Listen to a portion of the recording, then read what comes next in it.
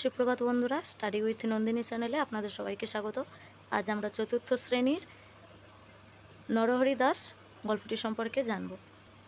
তোমরা দেখতে পাচ্ছ কী কী লিখতে হবে, আর অবশ্যই বিশেষ উদ্দেশ্য সাধন উদ্দেশ্যে এগুলো ঠিকঠাকভাবে লিখে নিও। এরপর রয়েছে দেখো আয়োজন স্তর। এখানে আমি যেহেতু শিক্ষিকা, তাই শিক্ষিকার কী কী কাজ আমি সেই জন্য লিখেছি। তোমরা যদি শিক্ষক হয়ে থাকো তাহলে অবশ্যই ওখানে লিখবে শিক্ষকের কাজ বা আচরণ।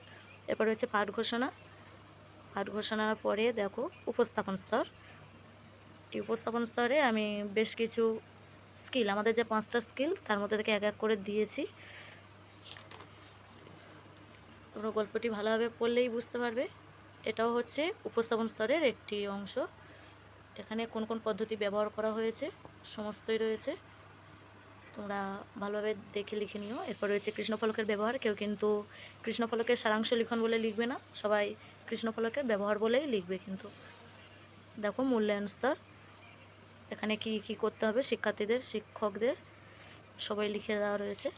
এরপর রয়েছে কর্মপত্র, তোমরা এইভাবে লিখে নিও। এখানে এটা জ্ঞান, বোধ, প্রয়োগ আর এটা দক্ষতার উপরে লেখা। আজ তাহলে এই পর্যন্ত। ভিডিওটা ভালো লাগলে লাইক শেয়ার করে দিও। বাই।